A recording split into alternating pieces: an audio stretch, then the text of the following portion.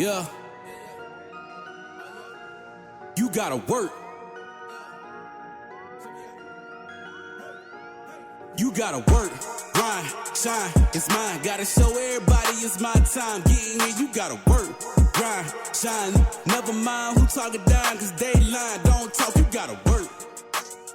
Welcome to Let's Talk with Carl Lee. Let's Talk is proudly presented by attorney Frank Walker. Real talk, real experience, real results. FrankWalkerLaw.com. Let the conversation begin on Let's Talk. Hello, ladies and gentlemen. This is Carl Lee, and we are here with Let's Talk with Carl Lee, and we do have Miss Otey in the building today. Hello. Unfortunately, I don't think we have Hollis, or at least not yet. He may get here in a little while. But ladies and gentlemen, today, I'm going to say we may have maybe one of the most notable legend in mountaineer history. Yes, sir. And I've got a couple things to talk about to even make it even more amazing in my view. I love All that. right? Ladies and gentlemen, I'd like to bring into the conversation Major Harris of WVU. I'm even wearing a West Virginia shirt. Yes, you even got Lisa with a shirt on, with a WVU shirt on. Yeah. Hey, man, how you doing? Oh, I'm doing all right. So, Major, when you know, and I'm going to jump right into this because for me, and I used to hear your name like all the time and all the greatness that came with it. When you were in that moment, did you know how big it was? No, not really. I kind of compare it to like being in a huddle. You right. hear the crowd is out there screaming, but when you're in a huddle, you really just focus in on, what you got to do, what you got to accomplish. So no, I really didn't have no clue, to be honest. Okay, so now when you look back at it, how do you see it now? And I know it's a tough kind of question because you don't want to come off arrogant or anything like that. But like let's be honest. When you start talking about WVU and you start talking about its greatest athletes, and when you start talking about football, you are one of those individuals that comes along with WVU. It's like WVU and Major Harris, and then everybody else that comes along. How does that? How do you feel with that? And or do you even feel it that way? No, you know what? I look at it like, at the time that I played, I thought we had a great team, and it made my job easier. So, like, when I look back on it, I'm like, man, we played for the national championship. Man, I was up for the Heisman, because then them things stick out like that. But at the time, you're not thinking in terms of, accomplishments like that. You just out there, just balling. Win. Did we lose you? I'm here. Oh, okay. Oh, okay. Yeah, great. Yeah. Let me let Lisa jump in here. I know she can't wait to get a question. So I was so excited to hear that you were joining us tonight, Major. So it's good to have you on the podcast. Thank you for your time. So Major, you are. I'm going to touch on what Carl just asked you about and maybe expand a bit on it. You're often credited with changing the way the quarterback position was played at WVU during your time there. Did you feel like a trailblazer at that time? Did you feel like you were changing the face of quarterback play in Morgantown? Not really. Like I said, at the time that I was playing, I'm just out there having fun. I'm not in terms of, being a trailblazer. Now, what's crazy is, like, years later, when you get past a situation, then you look back on it, then you see it differently. It's like somebody brought to my attention a couple years ago. He said, Mage, I don't know if you realize, when y'all played in the national championship against Notre Dame, you and Tony Rice was the first two black quarterbacks to face off for a national championship game. I didn't even know that. You know what I mean? Oh, well, that one got past me. That one got past me, too. It did. Yeah. But let me ask this, though. Okay, so when you look back, and especially when you go back in and you start looking at, how many times they'll move a black quarterback. You got to be a receiver. You got to be a running back. You got to be a DB. How did you? I mean, it speaks volumes because no one, to my knowledge, I couldn't imagine anybody saying like we need to change his position because he's black. Let's put him in that more athletic position. He can't lead a team. But clearly, that was not true. Do you feel as though maybe you are the trailblazer in beating that stereotype? You know what? I really don't look at it like that. It's funny. I was just down in Morgantown the other day, and they had a thing. Academic advisor, Coach Ford, passed away, so they had something for him down there. And one of the reasons why I went to West Virginia was Gerald Talley's brother, John Talley, was quarterbacking there. I didn't want to go to a school where, I'd be the first black quarterback. So really, when I was, watching college football, I was like, man, West Virginia got a black quarterback who was, John Talley. So I never really looked at it like being a trailblazer. I was looking at, the school I want to go to, I'm hopefully they have a black quarterback already there. So, you know what I mean? I won't be the first one. So I kind of was looking at it like that. When you looked around and you looked at some of the other teams, did you see many teams, or were there other teams that were recruiting you have black quarterbacks? Well, yeah. Well, that's one thing I was really focused on. Right. You know what I mean? Pitt really didn't have a black quarterback. Penn State didn't really have a black quarterback. What West Virginia did, and then Arizona State. That was one of the schools I was looking at. Then you have schools like Rutgers and them, and it's it's kind of iffy. You don't know what they're trying to do. Right. You know what I mean? Right. But, I think as I went to as I was getting recruited, then I wanted to go to a school that they throw the ball. Right. They threw a lot. So you have schools like Nebraska and Oklahoma, they had black quarterbacks, but they really didn't throw the ball all like that. Right. My favorite quarterbacks, and I always talk about this at the time, was a guy named Tony Robinson, played at Tennessee. He was like a quarterback that I kind of he inspired me. Man, I want to do what he's doing. He's a guy that was in the offense where they drop back and throw the ball a lot. You know what I mean? So I was kind of looking at it like that. I remember, looking at Michigan's program guide to see, and I think they might have had one or two quarterbacks, but they, you know what I mean, they was third, fourth string or what have you. Right. So I remember, going through program guides looking to see if teams had black quarterbacks. Wow. Well, speaking of inspiration, now that you said that, Major, I want you to go back in time for just a minute and take me back in time anyway to when in 1988 when you had that famous run against Penn State. Kind of walk us through that and what was going through your mind when you made that play. Did you feel like you were going to score? No, the funny part about it is through the whole time, the clock, the 30-second clock was running. So I'm telling the line, get up to the line. I didn't want to call it time. You know what I mean? And once we get up to the line, I knew it was an option, but I just forgot which way it was. So I just went to the field. The thing about it is, once I got the ball and opened up to the field, I said to myself, damn, I went the wrong way. So all throughout the play, only thing I was thinking about, I effed up. I messed up. You know what I mean? And it just so happened that, I kind of got lucky. You know what I mean? And it was funny because Coach Nealon, he said, when I came up to the sideline, I said, my fault, Coach. You know what I mean? You know what I mean? So my whole mindset was, man, I messed up on that play. Oh, wow. But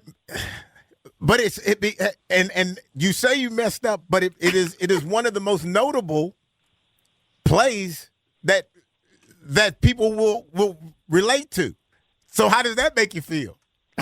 Well, what's crazy is it's that's the play that always brought up. So in a sense, that's and that's what's crazy. That was something I didn't practice. It was just something that just happened. And it was a play a broken play, really, You know what I mean? So it's funny because when I look back on my career, the play that I felt I messed up the most on was the play that most people remember the most. You know what I mean? And I'm okay. So I'm gonna switch, and our other co-host Hollis Lewis just came into the building. When you think about and I'm gonna kind of make this a little like serious maybe, but when you look back and again looking at the black quarterback and how few there were, and how and again, all I can remember was, as soon as you come in as a quarterback, you're going to be a receiver, you're going to be a running back, you're going to be a DB. Do you really understand, like, because when I look at this, and I'm older than you, but when I think about that, I think like how historic that moment was to see. To literally see and be here in West Virginia, playing for West Virginia, and seeing this brother out there running the offense, leading the team. I thought that was like the highest achievement that a person could get personally in this game of football, and especially in this state at that time. Yeah, I understand what you're saying. You know what the wildest part about it is? So when I signed to come to West Virginia, like I was saying, John Talley was a quarterback. Right. Now, going into that whole mindset of like what we're talking about, once I get down there, he gets switched to wide receiver. You know what I mean? So now here's the guy, or one of the reasons why I'm going to West Virginia, you know what I mean? Because they had a black quarterback. Now when I get there, they switch him to wide receiver. so just from that, I'm knowing like, well, you as a quarterback, you got a short leash. You know what I mean? So I'm looking at it in terms of that, and it does add pressure, but at the same time, I really felt that, well, given opportunity, I'm going to make the best of it, and then just go from there. So that's how I looked at it. I really looked at it as a challenge, even though, like I said, when I got there, they moved him. So I'm like, man, that's adding pressure to me because, like I said, one of the reasons now you're the guy. He was there. Yep.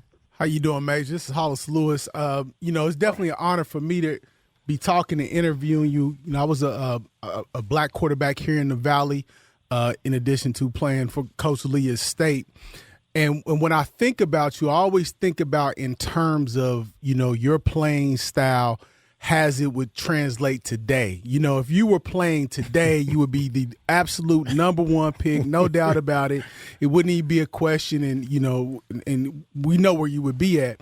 So if you could you just like maybe, because we have the NFL draft coming up, could you take us back to when you were coming out and, you were and I would say a revolutionary. You were a the first of maybe your kind at major college football, where you were not only a great rusher, but you could also pass equally as well. So when you were coming out, going through your draft process, take us through that process and kind of what was going on at that time. I think that when I look back on it, I think it was a system in place to where older coaches probably didn't know what to do with, like as far as a new type of offense, so to speak, where you got a quarterback that's like mobile. You know what I mean? Coach Nealon, that's why I got to take my hat off to him, because in a sense he said, well, we're going to try something new. You know what I mean? But when you get to the NFL level, you know what I mean? I think a lot of coaches, they really old school and they don't want to basically change their ways. I always use the example of, I want to say the coach for New Orleans Saints, Moore. Yeah, Jim Moore. Yeah. Moore, you know what I mean? He kind of was setting his ways, but then his son come along after him and got Michael Vick.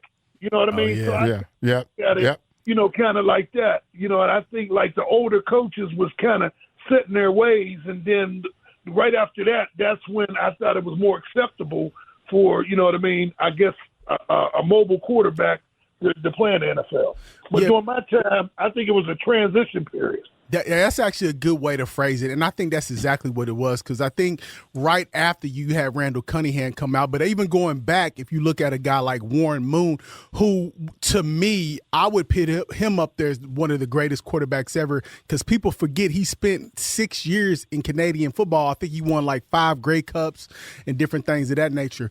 When you were coming out, was there any talk about you possibly going to running back? Where teams talk with your agent, were they talking to you like that, or for you it was just like quarterback, or I'm not doing it?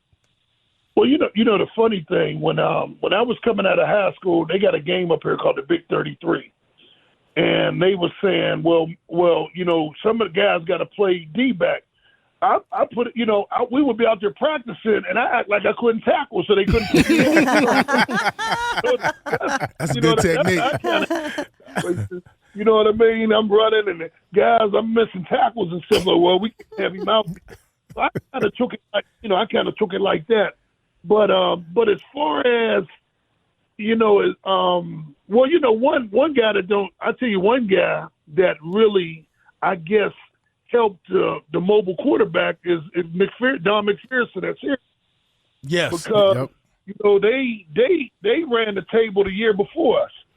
So then the next year, then we kind of ran the table. So being that a lot of coaches seeing that, they said, "Oh, hold up, Coach Nealon and Coach McPherson might be on to something." So I think that kind of helped. But we always knew Nebraska, Oklahoma, they was doing their thing down there. But, when you had 2 schools, like Big East schools at the time, running the table like that, I think that kind of like opened a lot of people's eyes as far as maybe this can work. Yeah. So Major, I think you were drafted in 1990, correct? That was the year that you were in the – okay. So I read some information today that you really never expected to get drafted, that you really hadn't had any contact with anyone from the NFL until Raiders coach, I think it was Art Shell, phoned you. So how did that play on your confidence and psyche about being drafted? I mean, was it a tough – you probably just didn't even think about it since you didn't expect it, or how did that play out? Well, when it happened, it's kind of funny. Like when the year that I came out, that was the first year that they had what you call the underclassmen combine. And what it was always all juniors. Me, Emmitt Smith, Junior Seau, Andre Ware. We was all juniors. Jeff George. So I think it was like 31 of us. We was all up, went up to Indianapolis. And what had happened was I knew Emmitt Smith from being on the Playboy All-American team with him. So once we got up to the combine, when the season was over, I kind of knew some of the guys because we was all on the, All-American team. So I remember when we got up to the combine, and what had happened was we had to take a physical. And I remember talking to Emmitt because, I know him. I knew him real well, compared to a lot of the other guys. I said, well, Emmitt, what's going on? What you doing tonight? I said, man, I'm going to go to my room, man, and get ready for the combine. So, I go to my room, and, I'm just getting ready for the combine. So then the next morning, go down to breakfast. Emmitt come up to me like, Mage, what you do last night? What you mean? I went to my room. He was watching TV, getting ready. He said, oh, man, last night, he said, man, like about 7 or 8 teams took like 7 or 8 players out to eat. Make a long story short, I think every player up at the combine teamed up with different teams, and they took them all out to eat. So as I'm asking guys, I went here, you know what I mean? So I knew right then and there that, being that, I didn't go out, that things wasn't looking, looking in my favor. Yeah, you weren't invited to the table, so you kind of had a feeling, right? Yeah. And Emmitt said they had big steaks, so I was mad about that. I know you were. Hey, what's funny? I always tell a story. Emmitt said, "Man, Maze, my steak, man, that and you gotta, when I'm not looking at it at Emmitt Smith now. I'm looking at a guy in high school, college. You know what I'm saying? Right. He was like amazed. Hey, Maze, you couldn't, man. That steak was so big. now he eat that every day. He eats steak every day. So y'all just having fun. Yeah, definitely. Yep. But when you look back at those, when you look back at those moments and people that you meet and you say those names, and like when you say like an Emmitt Smith, people are like, what? Who? You sure? You know? And for you, you know him as Emmitt and he knows you as Major, and it's just fun and games. Y'all just kicking it wherever you're at.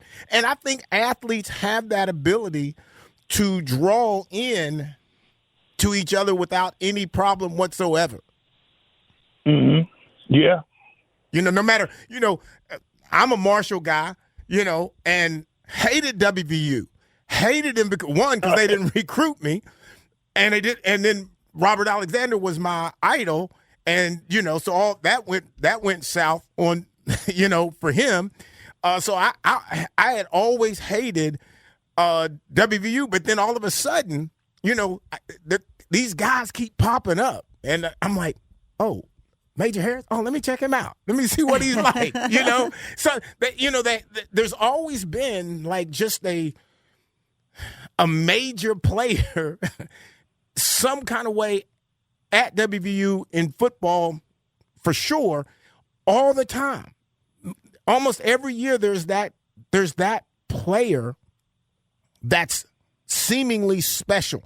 And knowing your year was special, when you look back, who were some of the guys that you think that were major impacts for WVU and that you respected because of their play? Offense, defense, whatever. Well, you know, we had a lot of great players, but I think the player that kind of got us over the hump as far as going from a team that might be 9-2, 10-1 to going undefeated, you know, was Reggie Rembert. You know, he came out of junior college. Yeah, yeah. Remember that. You know, you got a guy, you know, he was like a Randy Moss, like before Randy, but I think Randy was more explosive than he, you know what I mean? Yeah. But you talking about a guy 6'6", 6'5", running 4.3 40, you know what I mean? I mean, that's big because, you know, from a quarterback standpoint, where, you know, he run up the sideline, even though he's covered, you just throw it up there. You know, he make your job a lot easier. You know what I mean? So I think Reggie was kind of the guy that he could take the top off of defense, and he just made our offense that much more explosive. Now, Mate, you played in a lot of different professional leagues, from Canada to the Arena League. And what were some of your best memories? And I'll just tell you mine. Right, I remember you guys playing for the Lightning, and you guys had Lately Field packed. Like I vividly remember that going with my dad. I mean, and people don't understand. Like, you know, Lately Field is one of those environments where if it's packed, it's a really, really, really good environment here in Charleston, and it's always a memory that I'll have with myself and my dad. But from all your different, like I said, playing in the Canadian Football League, the NFL, AFL, what were some of your best memories professionally? You know what? You know, when I look back on it, you know, being that I didn't make it to the NFL, I enjoyed all of it. You know what I mean? Like when I played arena, but just the camaraderie, hanging with the guys. You know what I mean? Even, you know, when that's where I played a couple years when I was down in Charleston, just hanging out. You know what I mean? The bus rides going to the games. Just hanging out with the fellas. You know what I mean? To me, that was the best part. You know what I mean? Just not, you know, it got, like once I realized I wasn't going to the NFL, so now I'm not focusing on the NFL. Now I'm just focused on just having a good time with, you know, just with other guys, you know, just hanging out after games, going to practice, just, you know, having fun. So that's how I kind of looked at all of it was fun. You know, I mean, winning was cool, but, you know, once it's in your mind that you ain't moving up to the highest level, then you begin to settle in on just, you know what I mean, this is it for me. Let me just enjoy this moment. So that's how I kind of looked at it. Oh, so I'm going to go back to the draft again, your 1990 NFL draft, Major. And I'm going to see if this is, you know, maybe we could clear up some things I read. Mm-hmm. But at that time, there was a perception that you and Don Nehlen were kind of at odds right before the draft. There were rumors surfacing about the coach giving NFL scouts some poor reports on you. How much truth is there to that? And what is your relationship with Don Nehlen today? You know what? I think that's, I think the way the draft went, I think people assumed that. But we had a good relationship. Mm. But going back to that whole situation of how when you get past a situation and look back on it, I think I kind of handled it wrong. I'm going to be honest. I can honestly say, when I look back on it, when even though, played for national championship, up for the Heisman twice, at that point I figured I can't do nothing else in college. Most of the guys that I played with was older, was seniors, and everybody was graduating or leaving. You know what I mean? Mm-hmm. Reggie was gone. So now if I stay, now I'm going to end up playing with guys that I came in with who really didn't have no experience. So I just felt that at that time, from a resume standpoint, it was time for me to go. So being that I was thinking like that, I guess I was kind of stubborn. And really, when I look back on it, I was wrong. I probably should have went to Coach Nealon instead of just said, man, I'm gone. I'm out of here. You know what I mean? I probably should have went to Coach Nealon just to have that conversation. You know what I mean? Instead of just basically, man, I'm gone. You know what I mean? So when I look back on it, I can honestly say that I handled that situation wrong. You know what I mean? I think I was in the wrong, to be honest.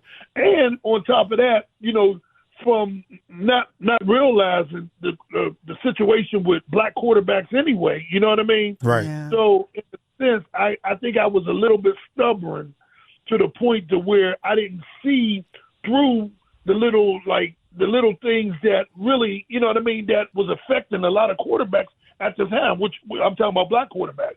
So I think I handled it wrong. And, I just think I handled it wrong, to be honest.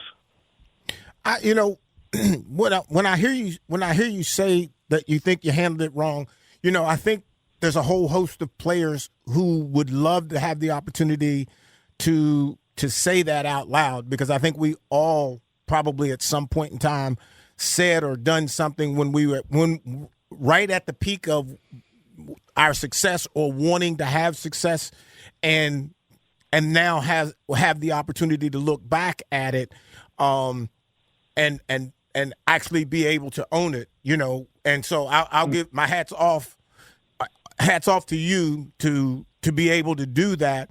But I'll say this. I think and again, I can't even throw the ball, so I can't even assume quarterback, but I can't imagine being a quarterback, being black, and some of the challenges that you guys faced simply because you were those two things. You were a quarterback and you were black. It didn't really matter the skill set. I think I can see me being so frustrated behind that and with that constantly every time somebody said something. So my hat's off to, and even to Hollis is trying to manage that, trying to play a position that the only thing that's in your way is your color. That's crazy. No, I know what you know what's wild. The older I get, and even with basketball, I notice a lot of guys that played ball, like say they didn't make it, they don't even watch football no more. I love it. I still watch football, but I can see the bitterness. You know what I mean? And a lot of guys that actually played that really didn't make it to that next level. You know what I mean? And I see it every day. I mean, guys, oh man, I don't even watch football no more. Guys, I don't even watch basketball. You know what I mean? Because I guess them not making it, you know what I mean? Mm-hmm. It's almost like they brokenhearted. You know what I mean? I kind of looked at it, given an opportunity, I did the best I can do. It's just, it was out of my hands. That's how I kind of looked at it. So I really don't feel bitter or anything. And like I said, the whole thing, I think that the position that I was in, I think I handled it wrong. It was almost, I was trying to force my hand, so to speak. You know what I mean? When really, but I'm young. You know what I mean? You young. You really, I'm looking at it, man. I'm up for the Heisman. I'm All-American. You know what I mean? I'm not looking at it. You know what I mean? Now that I'm older and look back more mature, it's just like the whole thing. I kind of look at it like, like the whole thing with Jackie Robinson. It was a big thing. Well, Jackie Robinson wasn't the best player to go to the majors, but you know what I mean? He was the right for that moment. Yes, you know what I mean? Big World League players, you know what I mean? They said that probably was better, but it's just the mindset wasn't right. You know what I mean? So when I look back on it, I just think that I went about that whole situation wrong. Now, I'm going to add on to, I remember going back to the combine thing. And it was wild because when I got up there, like I said, and they took all the players out to eat. I'd never forget the GM for New Orleans. He came up to me because really, and it's funny because we all up the combine. I remember Don Shula. These are like legends. You know what I mean? When I look back at it. And I never forget the only guy that really had a conversation with me as far as what's going on in the future was the New Orleans Saints GM. I remember he came up to me and he told me, he said, man, my brother, he's of Canada. He wants you bad. You know what I mean? So, I could see where I'm being steered to go up Canada. He said, man, my brother wants you bad. You know what I mean? And I'm like, this is the New Orleans GM. So when it happened, I kind of forgot about it because his brother was the head coach of the BC Lions. Yeah. But what had happened was Toronto Organized had my rights. And I remember, what's funny, it's a small world. When I went up to Toronto, my host was, what's his name? He played at State, West Virginia, as a wide receiver. What's his name? He was real good. Was it Durrell? Oh, man. But he played at State. He was one of the top receivers up in Canada. I can't think of his name right now. I'm thinking I should remember that one, but I don't. Yeah. Matter of fact, he Durrell. Oh man, I can't. But he was my host when I went up Canada, and it was funny. Now I kind of forgot about what the New Orleans GM said to me about his brother. So I go up now. Vancouver got my rights, so I'm up there. They showing me around, and what was funny is after I got up there when I was leaving, I get on the plane. They said, "You hear what happened?" I said, "What? You got traded to the BC Lions." So basically, it all goes back to what the GM of New Orleans said. He said, "My brother wants you bad." You know what I mean? So it was like they, kind of knew, and they traded for me, and I ended up going out there with his brother. Then they ended up signing Doug Flutie, so I ended up backing up Doug Flutie. But it's wild. It was the guy. Oh no, hold on. He might have went to Central State. Okay. But he might have went to Central State. And I remember he was telling me, because I guess he was staying in Charleston, he was saying that his wife was a cheerleader. They used to have a CBA team or something down there in Charleston. I think his wife he was telling me, I think I might have got it confused. He might have went to Central State, but his wife was a cheerleader and lived in Charleston. Okay, I think that might be it. But I'll never forget that. The GM of New Orleans, you know what I mean? He told me that his brother wanted me, and I ended up there. So, you know what I mean? So I know they be talking behind the scenes and stuff like that. Yep. Go ahead. No, I was just saying, in addition to your playing, you've had some training, some coaching stops. And there was a report that you are going to be coaching a new not minor league, but a new arena league team that's going to be emerging up north. Is there any validity to that? Well, what's happening with a lot of these like leagues, they trying to, I guess, get players to kind of bring publicity to generate money. But a lot of times them leagues don't go. Like as far as with that league, it's like a 4-team league, and I think they're going to probably have to hold off. Or even if they do go, really the money, you know what I mean? They basically try to generate some money. So no, I'm not even coaching here.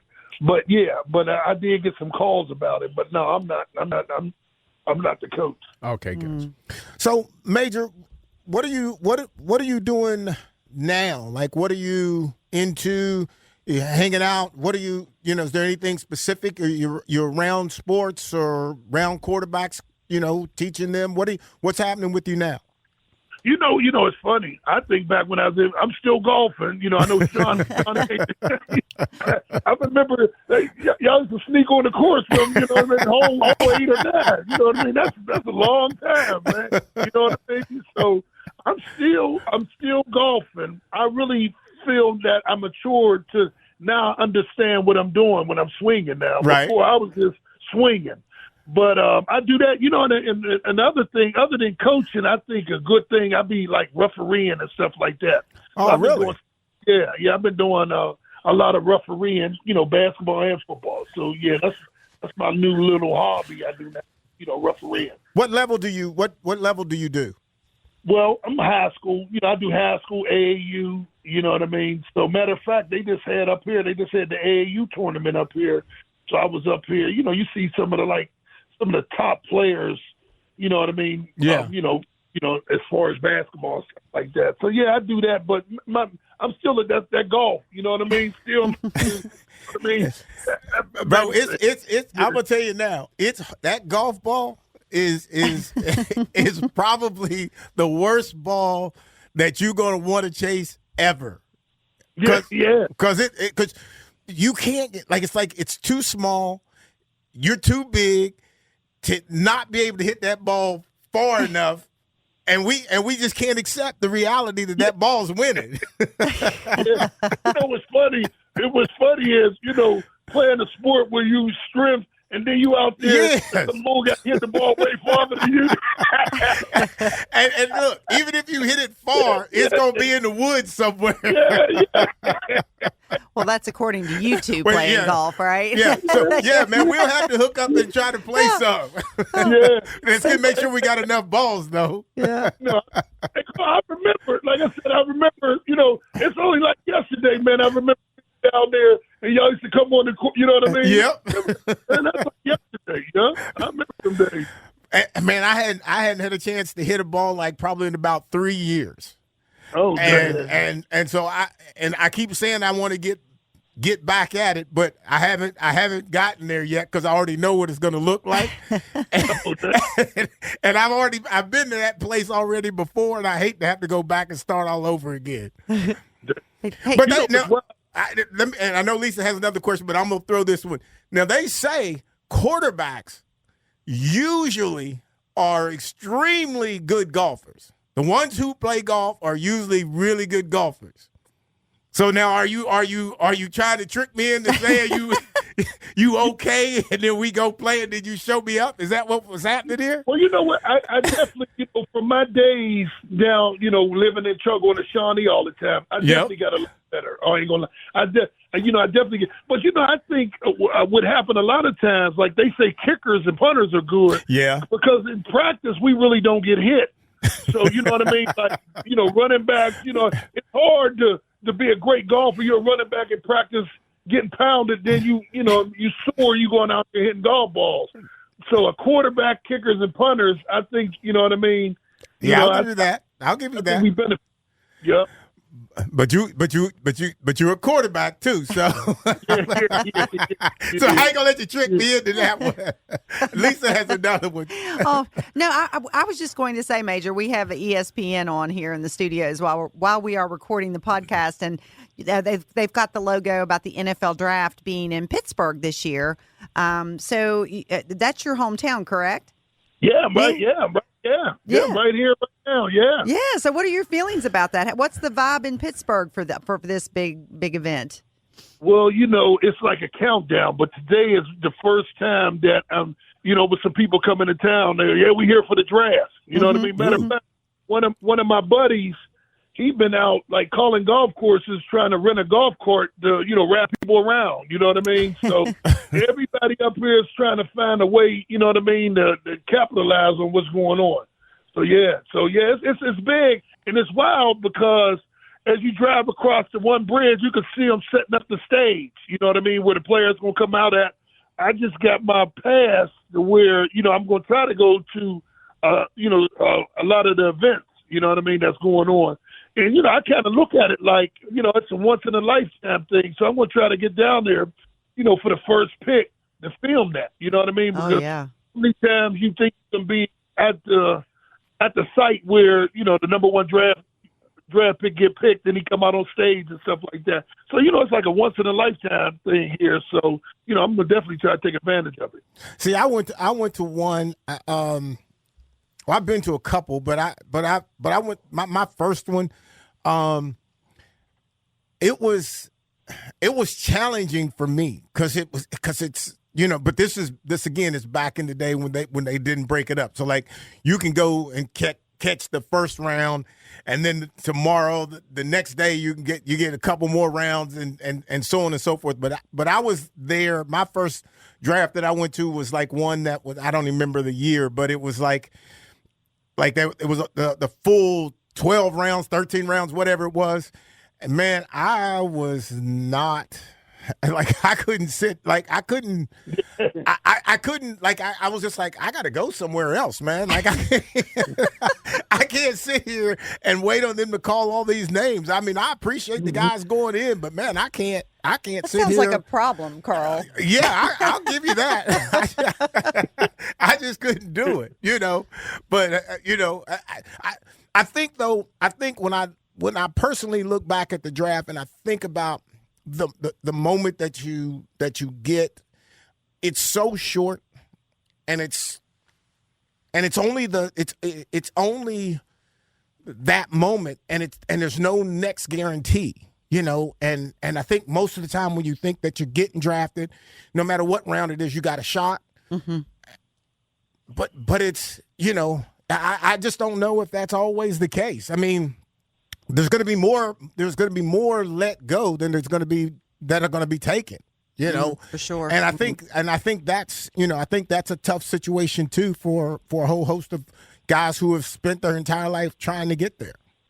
Yeah. What's wild though? I agree with everything you're saying.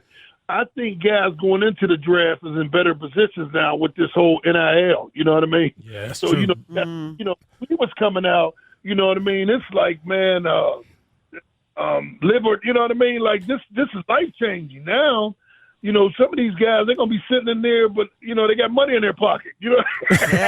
That's a good point.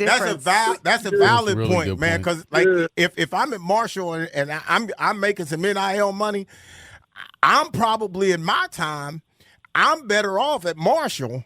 I know for a fact I'm going to be better off at Marshall getting money than I am as an ultimately seventh round pick in Minnesota, and I know that for a fact. I mean, at least with Tudor's biscuits. Yeah. I mean, you think about it. Some of these guys, some of these quarterbacks, they might go fourth, fifth round, but they already didn't sign for $1 million. You know what I mean? Yeah. So, yeah. it's a big difference. It's definitely a big difference. But I know what you're saying. It's even though it's pressure, but I think it's less pressure because some guys, man, they like you said, Carl, they like, man, why come out? I'm staying for another year. Yeah. Yeah. When you're making that kind of money in college, why rush it? Yeah, because everybody knows that no matter how good you are in college, there's not a guarantee that you're gonna go to the league and make that transition. It's a different kind of structure, and you may not make it. So if you have an opportunity to make money in college, you better stay as long as you can and get it. Because the NFL is not for sure. That's a fact. Guarantees. So. Y'all got anything? Hey, man, we appreciate you coming on, and we got to get together and we got to knock some balls out into the water and in the sand and do all that kind of stuff. So I'm gonna shoot you a text, man, and let's try to get together. Okay, definitely. All right. Thank you, man. All right, Appreciate you, man. Enjoy the draft this weekend, Major. Yeah. Matter of fact, y'all, what I'm going to do, I'm going to take some pictures, Carl, and I'm going to shoot them to your phone, after the draft, some of the pictures so y'all can see them. Okay. Oh, love that. Good, man. Thank you. Thank you. Yeah. All right, my brother, you take care now. Thank you. Yep. All right, ladies and What a great gentlemen, let's take a quick break, and then we'll come right back. Let's Talk with Carl Lee is presented by attorney Frank Walker. Real talk, real experience, real results. FrankWalkerLaw.com.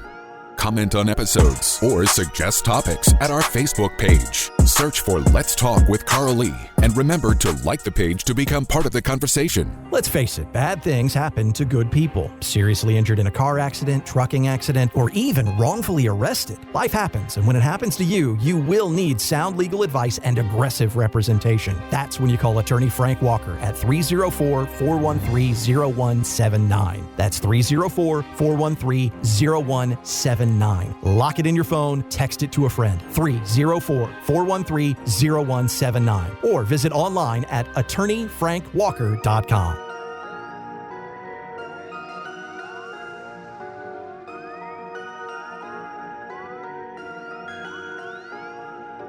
Let's Talk with Carl Lee is presented by attorney Frank Walker. Comment on episodes, ask the crew questions, or suggest topics on our Facebook page. Search for Let's Talk with Carl Lee and remember to like the page to become part of the conversation. Subscribe by searching Let's Talk with Carl Lee on your favorite podcast service and tune in Thursday evenings at 7 or Sunday nights at 8 for Let's Talk with Carl Lee. This is Let's Talk with Carl Lee. Now back to the conversation. All right. Hey, so and I've talked to him before. I've seen him before, and we've been around each other before. But like in this scenario, he just feels so comfortable. It's like he comes across so easy, and I think there were some questions that we put out there that he could have easily kind of shuffled away from. Yeah, and he didn't. He actually. He's very he's very humble. I mean, he just he could admit. When he was younger, that there were things that he would change now if he could go back and do it. I mean, he didn't act like, he was always perfect all the time. So I liked that about him, humility. Yeah, very gracious. And I think he's a prime example of what can happen if you stay those years at one place. If you are a legend, right. West Virginia is always going to treat Major Harrison, always take care of Major Harrison, whatever capacity that he needs to be taken care of. So it's one of those things where I think it's, even though he didn't probably make it as far as he wanted to make it within his professional career, him being a legend here has value. And I also think it's just an example of somebody that was ahead of the system. Because even outside of, just being a, black quarterback, he was just simply head of the system. They didn't know, there was no system. There was no code for what to do with that sort of talent. Like I said, that's a valid point. Very good today point. he's a number one draft pick. It's not even a question. He's just how much money he's going to sign for it. That's the only thing that we would be debating. And his athleticism was so beyond its time. And I would say and the thing is, even like a McPherson, even like a Tommy Frazier, even like those guys, he wasn't just a pure option quarterback. Right. And I think that's what separated him. He was a scrambler, which was different. Which is way different. It was different than a running quarterback. Right. And I wish I would have said that because, again, he wasn't necessarily just a running quarterback. He was a scrambler. So he was somebody that could take the 7-step drop in that veer offense, look around, buy himself time, and throw it downfield or make something happen with his feet. So he was a different quarterback than what they were used to. He was a unicorn out there at that time. Right. And to your point, when you start talking about running the veer and wishbone type of stuff where the quarterback has an opportunity to run, he wasn't that kind of guy. Yeah, that's what. He was that drop back Randall Cunningham and that type Michael of Vick. Michael Vick. Yeah. He was that type of quarterback who had all the quarterback essentials, but could also run and avoid contact. Yeah, and when you think about the legacy of WVU quarterbacks, I mean, when you go from, like I said, Major Harris, who was kind of the prototype, and then you go from him to a Pat White. It's really amazing that we've just, state of West Virginia have had that level of quarterback. You talk about Mark Berger, Javen Hostetler, Geno Smith. When you talk about just the quarterbacks, Brian Leftwich, Chad Pennington, that have come through, West over Virginia. The years. You know what I mean? It's pretty impressive. It's very, very impressive. Even, the kid who's playing for the Bears now, Tyson. So it's just, and like I said, him just being gracious and him just not being bitter. And I think he has a pretty good grasp on his place in history. Well, he also wasn't he inducted, I should say, into the College Football Hall of Fame in 2009. Yes. So I mean, he has his own accolades. 100%. Just didn't go to the furthest level of the NFL, but he really set some wonderful records at the collegiate level. And I'll make the case that I don't know if there's not a lot of people who understand that that he made the College Hall of Fame. Yes.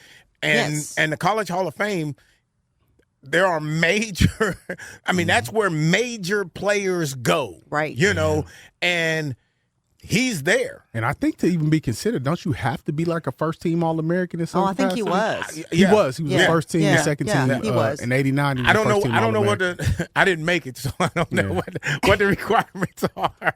But, but before we close out, I wanted to ask you guys about, again, you probably didn't watch it, WrestleMania. Oh, no. Okay, I know you didn't watch it. I watched it a little bit, but you got 1 minute. But look, who is your favorite wrestler of all time? Oh my Did you have a gosh. favorite wrestler growing up? I guess, well, no. But I will say, because I hear his name is Hulk Hogan. Hulk Hogan. Yes, that's what I would have said. You didn't watch wrestling wrestling like in the 70s and like growing up? No. For real? No. I didn't either. I think everybody watched wrestling at a time. No, you Just think. Oh, I Hollis. loved wrestling. Hollis. So can Hollis you is a please tell WWE me? fan. Can you please tell me why you asked that question? Because it's WrestleMania is a big event. ESPN was covering it. It's like the first time that I've seen like it get like sports coverage. Like they were on ESPN radio. Like it was all over the place. Normally it's like one of those fringe things that you just have to buy pay-per-view. But I think it's more into like I think they're trying to get the name out there. They've probably signed a pretty costly contract with ESPN to get all that coverage, So well, Lisa, just so you know, you're not getting fired today. It's Hollis. I get a pass this week. Hollis is fired. Shout out to Brock Lesnar. He had his last match. So it was good, man. Oh, boy. All right. Well, ladies and gentlemen, we hope you enjoyed the show, and we will be back again next week. Let's Talk with Carl Lee is presented by attorney Frank Walker. Comment on episodes, ask the crew questions, or suggest topics on our Facebook page. Search for Let's Talk with Carl Lee, and remember to like the page to become part of the conversation. Subscribe by searching Let's Talk with Carl Lee on your favorite podcast service, and tune in Thursday evenings at 7 or Sunday nights at 8 for Let's Talk with Carl Lee.